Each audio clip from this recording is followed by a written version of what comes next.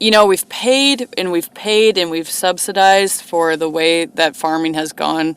We're going to have to pay and help transition farmers into the next way of thinking, and we're going to have to be creative about it. So I think this program is a good way of making those first steps in terms of helping farmers to transition from the conventional corn and soybeans into a different way of farming.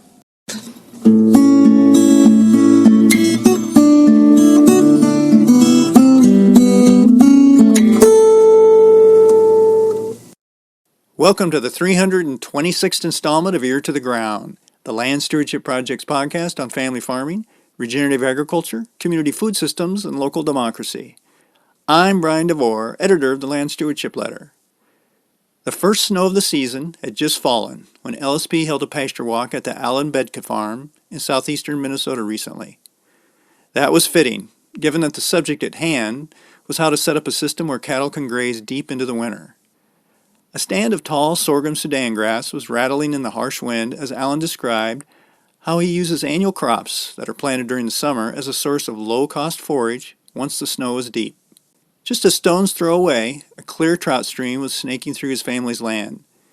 In Ear to the Ground episode 320, the farmer provided insights into how rotational grazing fits into his goals of creating a profitable and efficient cow-calf enterprise.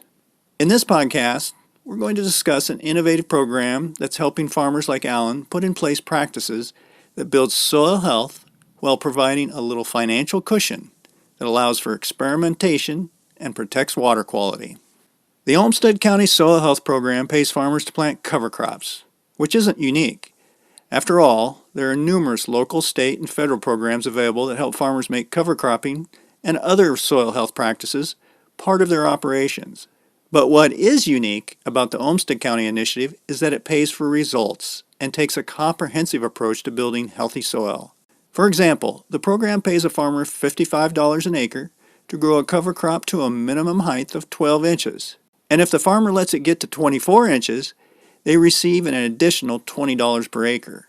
Planting a cash crop into a living stand of cover crop, a technique called planting green, garners a farmer an additional $10 an acre.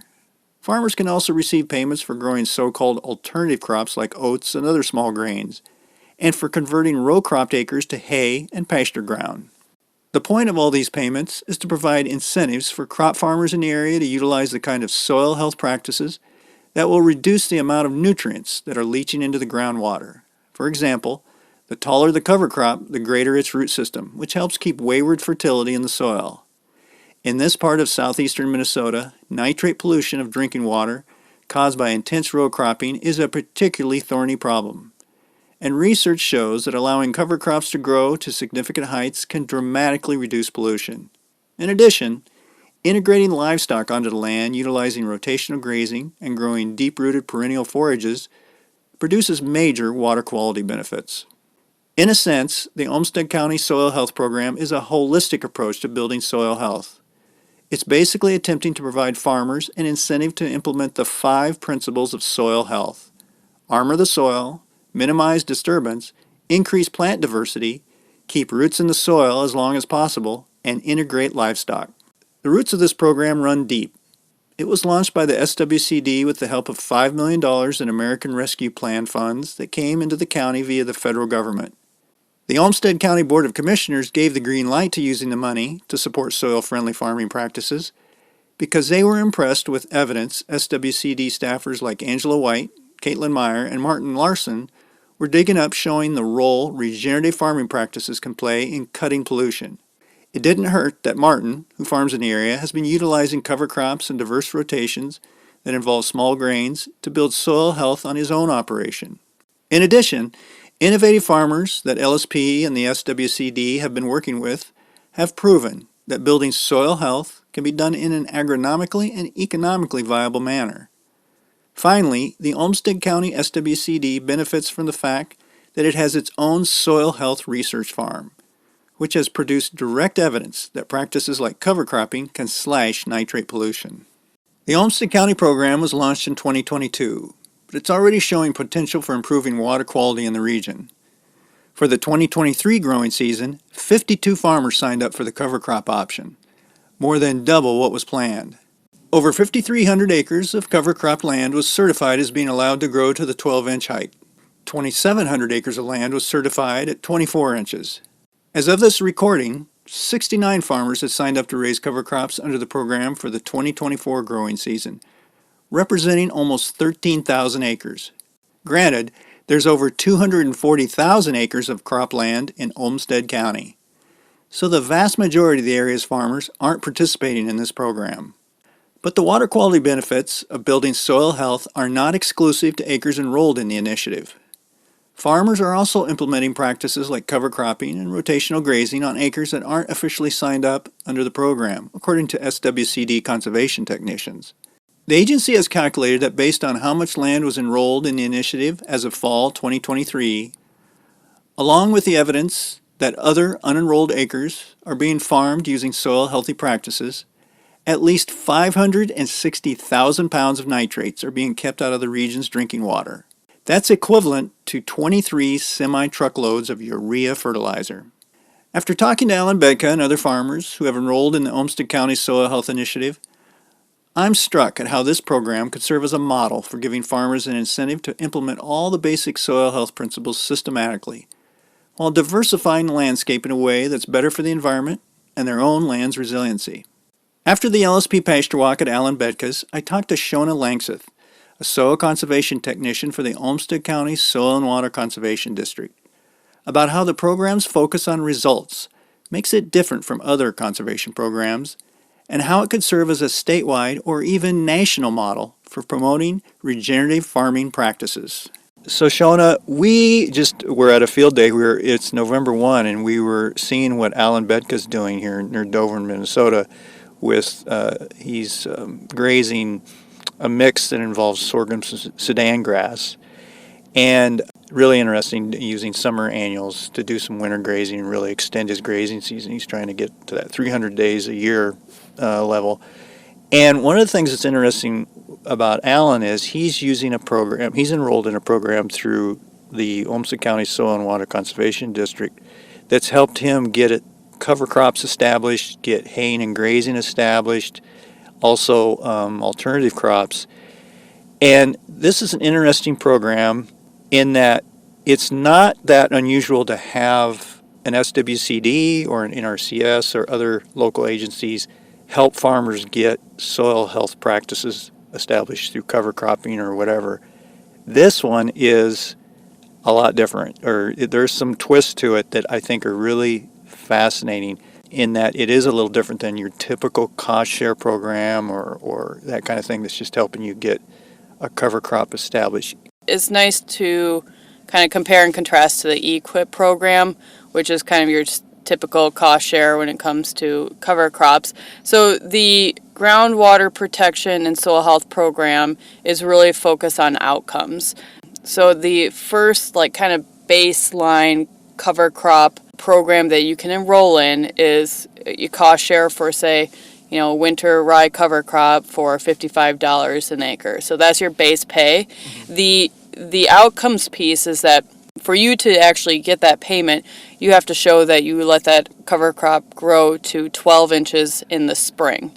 And the reason for that is the connection to all this research, especially to tile line sampling, that 12 inches of rye cover crop can actually reduce the amount of nitrates in those tile line samples from 30 pounds of nitrogen coming through the tile line to 15. But that's the biggest thing, is that we can reduce the nitrate leaching into our groundwater by 50% with having that 12-inch cover crop out there. And of course, the longer you let it grow, so we have enhancements with the program. So if you let your cover crop grow up to 24 inches, we will give you an additional $20 an acre, bringing that up to $75 an acre for that cover crop. So those are kind of, at least it's getting up into a dollar amount that it's actually really kind of appealing to farmers to say, maybe I should try this because the money's there. It allows them the time and space to get used to using cover crops and then be able to take it from there. And there's more enhancements that they can enroll in as well. And again, it's all about keeping more plants and diversity on the ground to be soaking up nitrates, and also just creating better soil health for farmers as well. Yeah, and so there's the cover crop, and then there's take us through the other ones. There's kind of three main areas, right? Alternative crops and haying and grazing. Yep, that's right. So there's the cover crop program, which is the most popular. Then there is our alternative crop program, which I think we'll see a lot more people enroll in next year, because a lot of people are looking at small grains for that alternative crop, and it's a good enough incentive. So that's also a $75 an acre program if you grow, say, oats to the grain to harvest, and then if you were to plant a legume with them or after them, that's an additional $25. So potentially up to $100 an acre. And then the last one's the haying and grazing, and that's all about taking row crop acres out of production and moving it into either hay ground or grazing ground, which is what Alan Bedka has been doing. Mm-hmm. Actually, Alan's been in all three programs. Yeah. He takes advantage of He's them. he went into it full force. Yeah, for sure. So when I was looking at this program, and I've talked to you and some of the other folks at your office about this as well, and looked over the website, what strikes me is, if you look at it, really what the bedrock of this program is it's trying to cover all of the basic soil health practices. Can you take us through those practices? Because it's funny how it kind of really overlays that. It really is trying to help. It's not just looking at one. Oh, let's get the land covered and armored or get some roots in the ground. It's really kind of taking a holistic approach to this whole 5 basic soil health practices that are really promoted. Yeah. So the big one is reduce your tillage, no-till, armor the soil, so leave the residue out there. Keep a living root in the ground year-round, so that's using a cover crop. Get diversity out there using different species of cover crop, and then of course the one that a lot of the bigger corporations like to leave off is grazing. Like, that's the key component, is to get grazing back out onto the landscape, let the cattle do the walking and feeding themselves on their own, and also just returning their own biology back to the soil.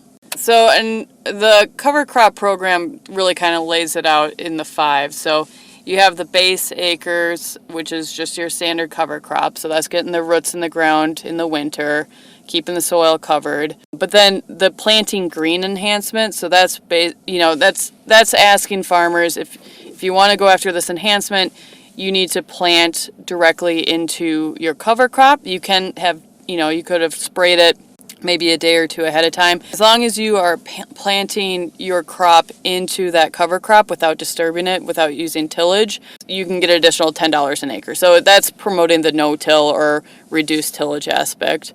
We also have, again, the 24 inches, so that's really, really increasing the depth and the root mass of the cover crop.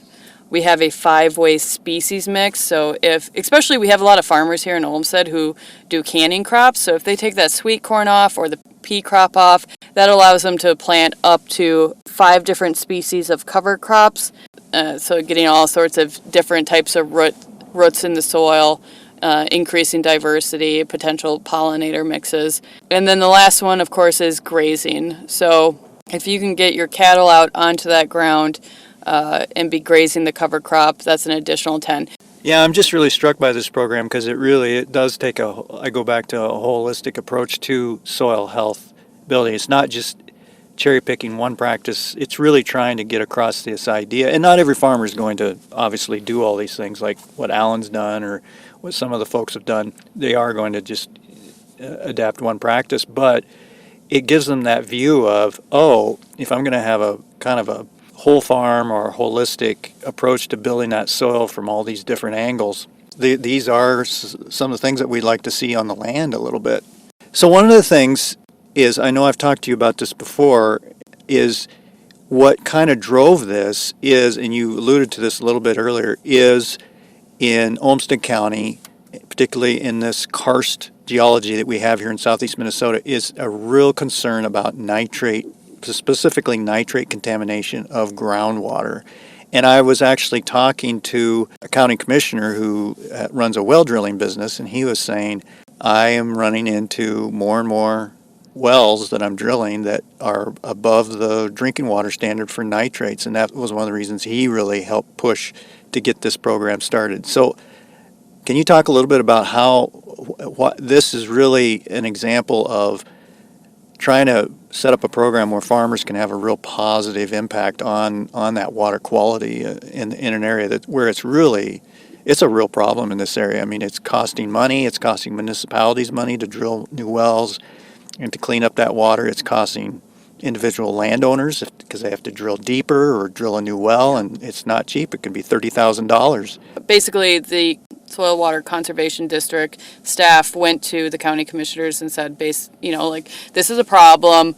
We have a solution. We really have an idea on what a great program could look like, and we think that this could actually make an impact. And the county commissioners were struck enough that they actually took $5 million of the American Rescue Plan dollars and put it towards this program. So we'll have it. I'm hoping it'll be around for a long time, but we definitely have a good, probably 5 years would be my estimate on running this program. With the intention of yes, it's helping farmers in this transition of how do we farm in a different way that isn't impacting the water as intensely.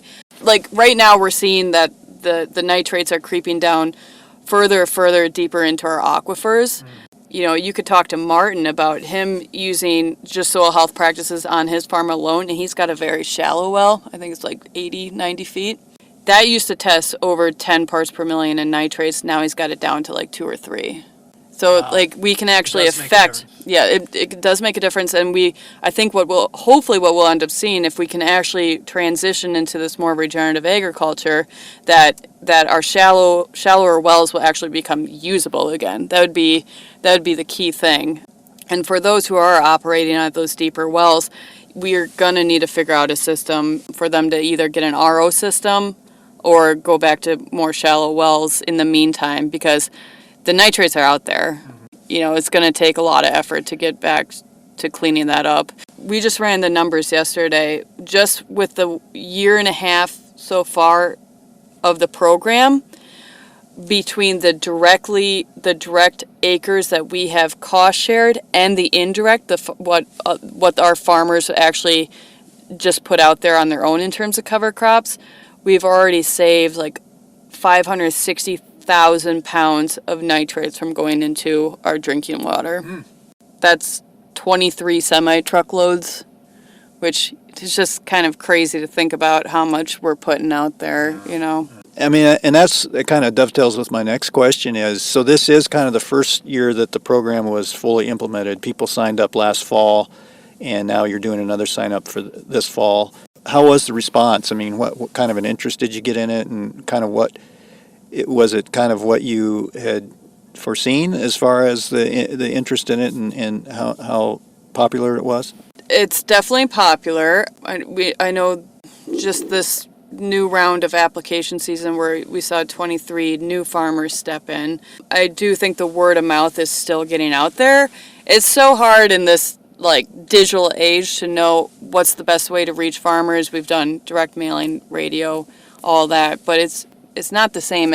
People don't all turn to the same news source anymore. So it's been a little bit difficult just to get the word out. We want as many people to sign up as possible. So, and there is no restriction on years. So you can sign up for as many times as you want as long as the money is there. Yeah, what was the most popular part of the program? What did people sign up for the most? Cover crops are the most popular. The alternative crop. So the oat producers around here really saw a lot of success with that breaking up of the corn and soybean planting and harvest. So they actually, their bushels looked really good on the oats around here. So I wouldn't be surprised if we have more farmers looking to sign up for that program just to see if, just to kind of spread their risk, especially if we're looking at another drought year. Because it seemed like it did well, and we have a good amount of money for that program. I find this a really interesting program in that it reminds me of something like the Conservation Stewardship Program in that it does pay for results. It's not just saying, here's some money to put in a cover crop. We're not sure how much success you're going to have with that. It also, what I really like about this too is my understanding is if you're going to be enrolled in the program, you're kind of required to take part in at least one field day or workshop related to soil health. So there's that support network that often can be a real shortcoming of other programs where farmers don't have that support to get a new practice established. I know that you're just getting us started here and just starting to see some results out of it. I mean, do you think that this is a program that we could see on a statewide basis or even a national basis where it really does take that kind of holistic view of building soil health and really getting farmers started on something like this? Yeah, I think we have to have it. We're definitely seeing interest from other counties who would really like to have the money and ability to do this. You know, a lot of these producers are hearing it from one another, and then they're like, well, why can't I get into this? Oh, well, you're not in Olmsted County. But that shouldn't be the reason why we don't allow this program to grow. So I'd love to see it at the state level and at the federal level. You know, we've paid and we've subsidized for the way that farming has gone. We're going to have to pay and help transition farmers into the next way of thinking, and we're going to have to be creative about it. So, you know, I think this program is a good way of making those first steps in terms of helping farmers to transition from the conventional corn and soybeans into a different way of farming. The thing that excites me too is to talk to folks who aren't farmers from the non-farming community. Like I said, I talked to somebody who their business is drilling wells, drinking water wells in the area, and so they have a real concern about drinking water. Don't come from a farming background, but and to see other folks and to see, like you had to get this supported by the county commissioners, and could be, I guess, a model for how the non-farming public gets behind a program like this and sees that if they can support proactive soil health practices, it can be a win-win for the farmers and for kind of the community at large. Yeah, and I think it's nice timing in terms of, you know, with this EPA larger conversation that's happening about drinking water in southeast Minnesota, and I really do want to emphasize, like, this is a real potential solution here for taking the next steps to address, like, the stopping of the nitrates from going into the groundwater right now. There's always going to be the issue of nitrates still moving down the aquifer, but at least we got to start reducing it at the source right now, and this program really does offer a solution to that. As long as that there's willing technical staff and the money to support it, then, you know, we can do amazing things. We just have to choose to do it. We have to put our policies and dollars behind it.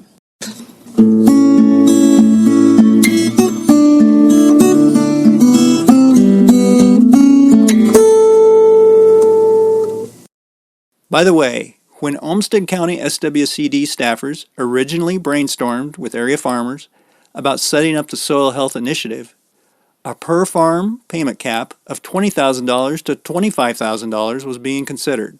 However, the farmers they consulted with insisted on a cap of around $15,000 instead. Why? That way, more soil health money could be spread around on more farms.